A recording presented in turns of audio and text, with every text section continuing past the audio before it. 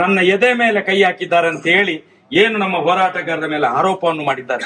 ನಾನು ಈಶ್ವರ ಸಾನ್ನಿಧ್ಯದಲ್ಲಿ ಪ್ರಾರ್ಥನೆ ಮಾಡುವಂತದ್ದು ಅಂತ ದೇವಸ್ಥಾನದ ಒಳಗೆ ಮತ್ತು ಹೊರಗೆ ಆಗುವಂತ ಒಂದು ತೊಂದರೆಗಳಿಗೆ ನಮ್ಮಿಂದಲೇ ಇದಕ್ಕೆ ಒಂದು ಜಾಗೃತಿಯನ್ನು ಕೊಡುವಂತ ಕೆಲಸವನ್ನು ಮಾಡಿದ್ದಾರೆ ಅಂತ ಹೇಳಿದ್ರೆ, ಒಂದು ಹೆಣ್ಣು ಮಗುವಿಗೋಸ್ಕರ ನಾವು ಇವತ್ತು ಹೋರಾಟ ಮಾಡುವುದು, ಅದೇ ಹೆಣ್ಣು ಮಕ್ಕಳಿಂದಲೇ ಇವತ್ತು ಈ ಹೋರಾಟಕ್ಕೆ ಚ್ಯುತಿ ಬರ್ತದೆ ಅಂತ ಹೇಳಿದ್ರೆ ಖಂಡಿತ ಸಹಿಸಿಕೊಳ್ಳಿಕ್ಕೆ ಆಗುದಿಲ್ಲ.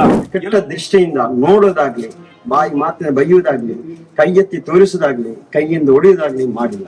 ಇದು ನಮ್ಮ 4 ಜನ ಒಟ್ಟಿಗೆ ಬಂದವರು ಮಾಡಿಲ್ಲ ಅಂತ ಈ ದೇವರ ಮುಂದೆ ನಾನು ಪುರಾತನ ಕಾಲದಲ್ಲಿಯೂ ಶಿವನನ್ನು ಮುತ್ತಿ ಪೂಜೆ ಮಾಡುವ ರೂಢಿ ಇತ್ತಂತೆ. ಇಲ್ಲಿ ಬೆಮ್ಮೇರು ಮತ್ತೆ ಶಿವಾರಾಧನೆ ಇದ್ದದ್ದು. ಆ ದಿನವೇ ಮತ್ತೆ ಬರುವ ಸೂಚನೆಯು ಬಹುಶಃ ಕಾಣಿರ್ಬಹುದು. ಎಲ್ಲೂರು ವಿಶ್ವನಾಥನನ್ನು ಯಾವುದೇ ತಪ್ಪು ಮಾಡಿಲ್ಲ ಅಂತ ಹೇಳುತ್ತಾ ಆ ಶಿವನಿಗೆ ನಾವು ನಮ್ಮ ತಾಯಿಯನ್ನು ನೋಡ್ತಾ ಇದ್ದೀವಿ.